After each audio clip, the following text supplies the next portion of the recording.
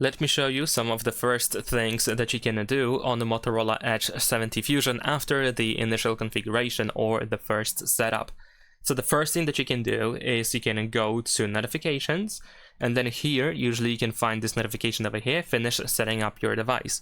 This is a great tool that allows you to pretty much go through some of the initial configuration options again. So for example, if you didn't set up a password, then you will have an easy way to set it up in here, although we can also find a notification about it if that's the case. You can probably use Google Backup if you didn't use that. You can pretty much find everything that you had during the initial configuration, and you can treat it as the second choice or second chance actually to do something that you didn't do during the initial configuration. But it's up to you if you actually want to do that. It is not really necessary to do so. In my case, I'm not really gonna go through that initial configuration again. Now, what we can also do is we can assign into our Google account or Google accounts. So of course, if you have multiple Google accounts and if you want to use them on your phone, then you can easily do that.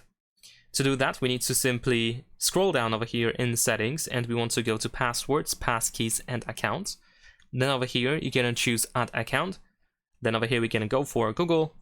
And after a couple of seconds, you should be able to sign into your Google account. You can also create a completely new account if that's what you need over here. Of course, then you should be able to have access to everything that is related to your Google account. Another thing that is worth, of course, setting up is the screen lock password and biometrics. Of course, your screen lock password might already be set up due to the initial configuration, but if you didn't do that, or if you want to change the screen lock password, then what you're gonna do is you want to go to security and privacy in settings. Then over here we're gonna go to device unlock, and then we can find the screen lock option, and then you can choose if you want to use pattern, pin code, or password. And once you set up the screen lock password, you can also set up biometrics like the fingerprint sensor and face unlock feature. Besides that, here we can find the theft protection option. And it is also something that is worth visiting, because here you can, for example, find the theft detection lock, offline device lock, remote lock, and the find hub or find my device, which allows you to locate your phone in case it is lost or stolen. So definitely worth setting these options up. We're gonna go back after that, and in here, if we go to advanced protection, we can also enable this device protection here. You can also scroll down in order to see all of these features that are going to be implemented if you decide to use it. So of course you can consider turning this option on as well. Now let me check more security and privacy settings. And in here you can also find secure power off option, which is something that I can also recommend you to enable.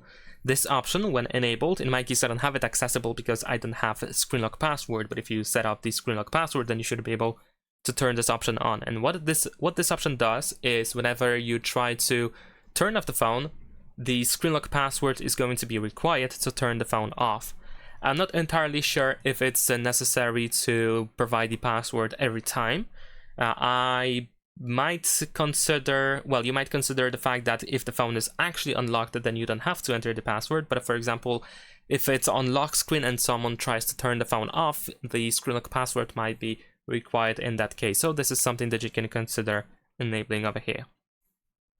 Now, besides that, of course, we should make update of our software. So you can go to system update, then you can check for updates, and if there is anything new, if there is a new update, then of course you want to make sure that you can download and install it. In my case, the installation or the download is actually it is actually in the installation. It is in progress, so once the update is ready to be fully implemented, you should receive a notification, and most likely you will have to restart your phone. So of course, be sure to do that. It is pretty much always better, or almost always better, to run the newest version of the operating system, so of course be sure to do that. Besides that, we can of course update our apps. So if we go to the Play Store over here, let me actually go back to the main page over here. Let me go through this welcome message. Alright, there we go. Now in here we should be able to tap on our Google account in the upper right corner, and you can go to manage apps and device. And then in here we have updates. If there are any available, then you should be able to just update all, or you can go to this list and you can choose which apps should be updated individually. Most likely you want to update everything at once, so of course you can do that quite easily with a single button. Alright, now after that we're gonna go back to the home screen, and in fact we're gonna go to settings again. So let's open settings. In here we want to go to display settings, and in here you can, for example, adjust the screen brightness.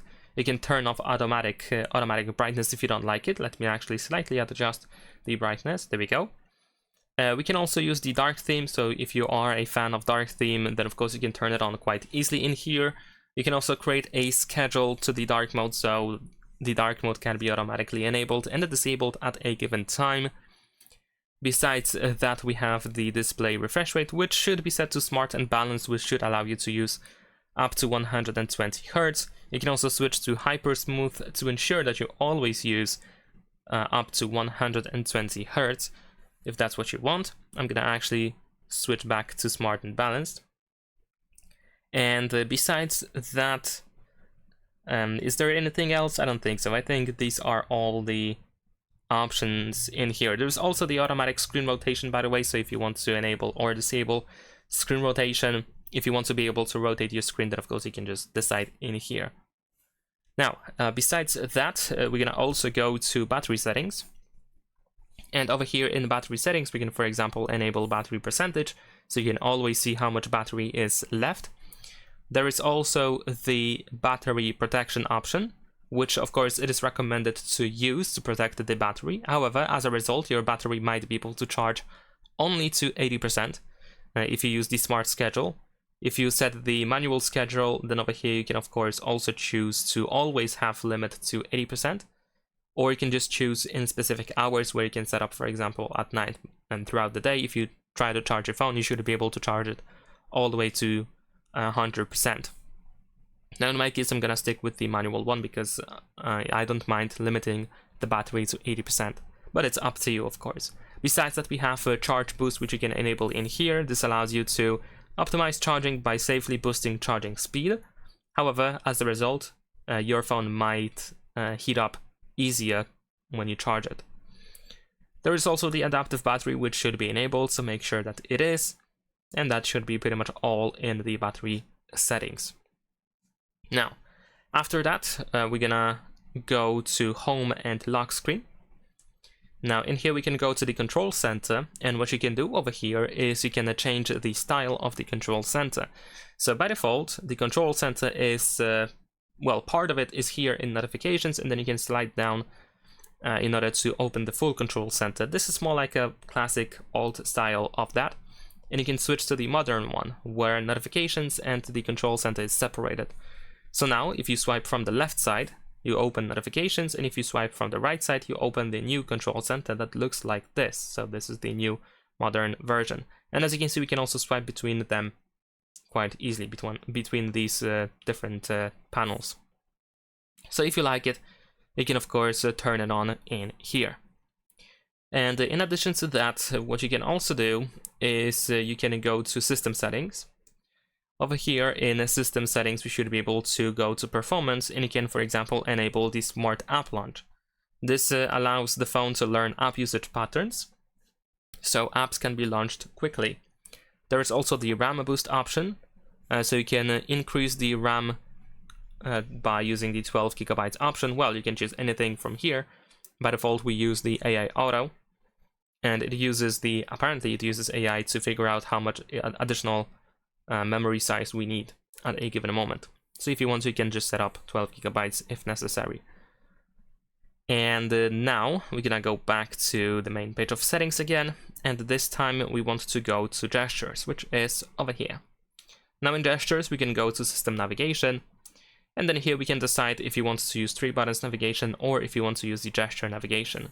You can also go through these additional settings for each of these navigation options to adjust them slightly. For example, in the case of buttons, you can change the button order. Alright. And besides that, we should also be able to simply uninstall bloatware on our phone. So if you open the app drawer, you will notice that there are a couple of apps that are pre-installed for you. If you want to, you can uninstall them quite easily. You can just press and hold your finger on the app, then you can start moving it around, and then here we can drop it in the uninstalled section, and we can confirm that we want to do that. So you might want to go through this list of apps, and you can decide which ones you want to use, which ones should be there, and which ones you don't really need. And last but not least, we can also tap on these three dots in the upper right corner of the app drawer, and we can go to settings. And then here, if we go to apps, then you can disable suggestions if you go to suggestions on app tray. So you can just turn it off. And then if you go back to the app drawer, you will not have app suggestions at the top.